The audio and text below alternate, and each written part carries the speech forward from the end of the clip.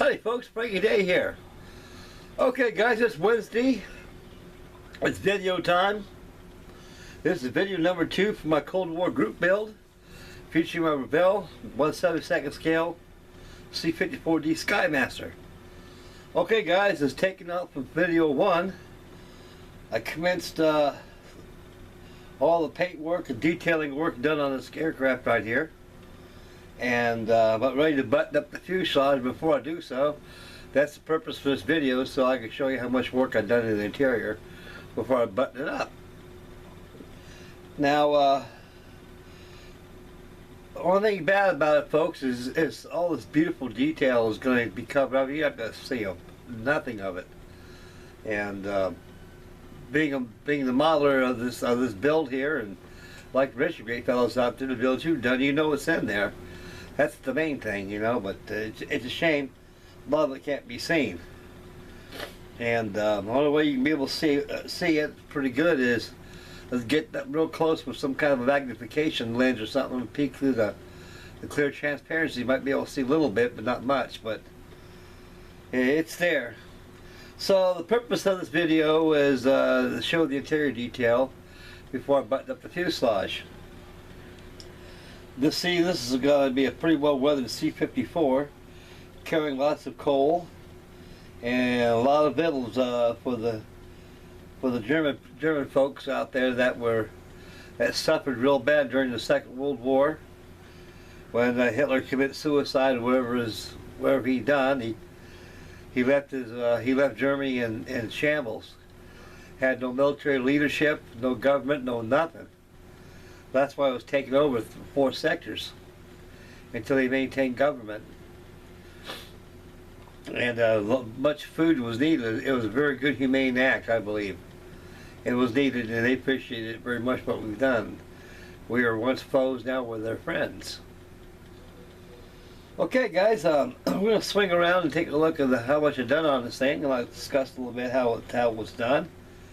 And we'll bring the video back to yours truly, finish up the video, and discuss what I'll probably be doing next too, along with this build. Okay guys, I know this camera's friendly, so am I, and we're going to come over here and take a look at this thing here. Okay guys, we'll zoom in a little bit here. Right here, the outer shells right here, the interior, the exterior shells, which fit inside the interior assembly itself. And we'll zoom in a little bit right here.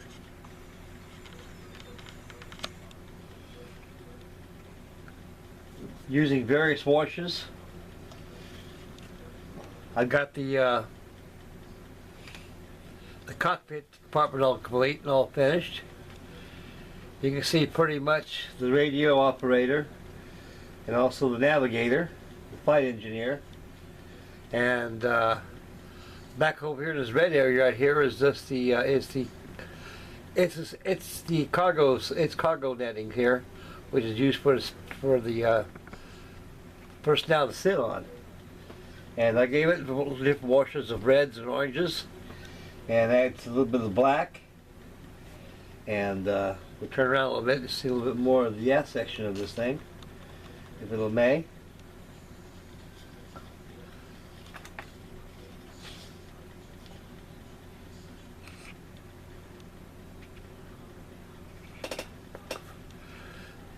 There's the aft section of the flight deck, on the cargo deck right there.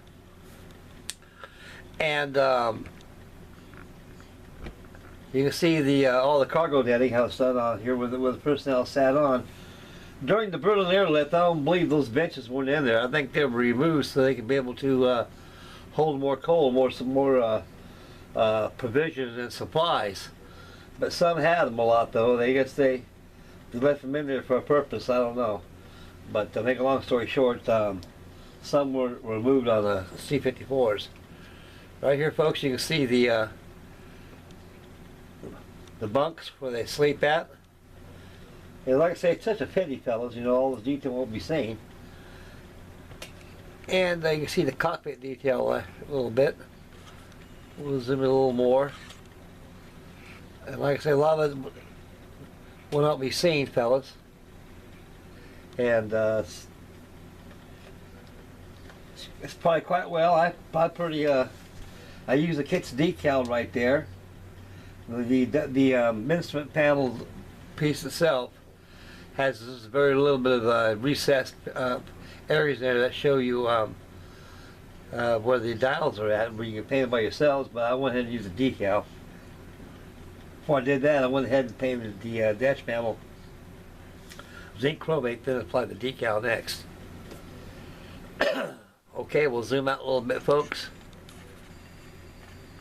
and we'll turn it around.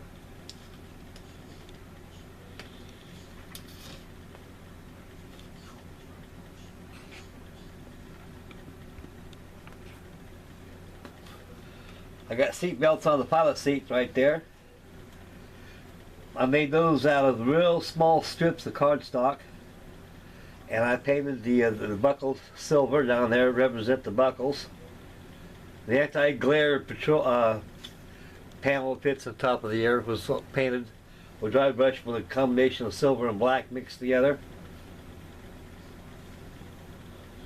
And we'll put this to the side here, fellas.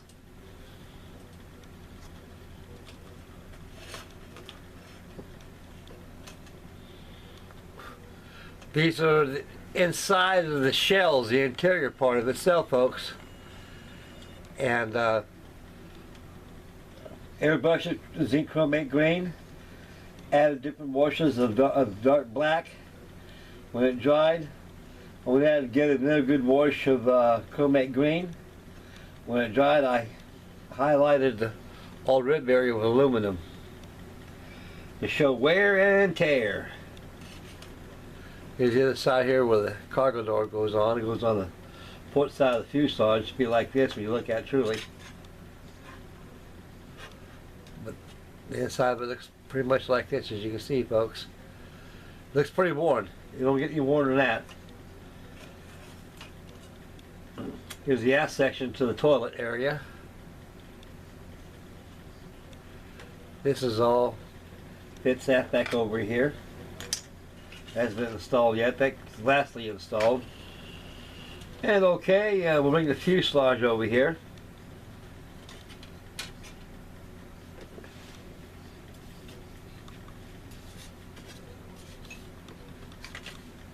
Got the fuselage here, pretty well painted right here inside, an airbrush. Add various washes inside. And that brings out the highlights a little bit. Like I said again, folks, it won't be seen.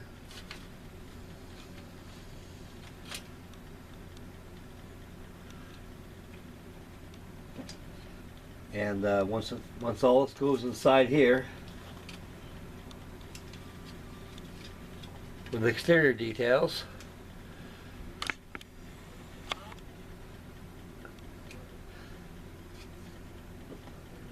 and these shells fit over like this. They fit inside. Then you close the fuselage off. And like I say, folks, you won't, a lot of the details there you won't be able to see no more because it's all been covered up. And so that's about as far as I got taken from the first video. So I'm about ready to button up the fuselage. And as you can see, there's a lot of work done on this thing, and I got about 11 hours just on the cockpit itself. When you let it dry, apply some more wash. Let it dry, apply some more wash. Do a combination of dry brushing and such. And that thing looks pretty real from here, folks. You can almost visualize yourself walking through there to get to the pilot's compartment.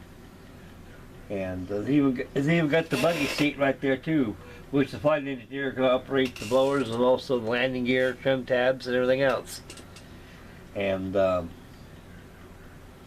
this will be a nice C54 SKYMASTer from the 1949, the Berlin airlift. Operation Little Vittles. Probably the greatest humanitarian act that ever was for a long time. And so instantly, folks, this is a dream of a kit. You know, you guys can't beat this. I got this at the hobby shop. I think it lists for $49.99, and I got it for $35. So I'm very grateful and very happy I got this kit. And I'm thinking very seriously about going down and buying a couple more of them at that price. This is stocked up on them. I've heard rumors that the REVELL's bringing out the civilian version of the C54, which is known as the DC4. And believe you me, I bet every aftermarket company there is out there on the internet will be making decals for this aircraft. United, Pan American,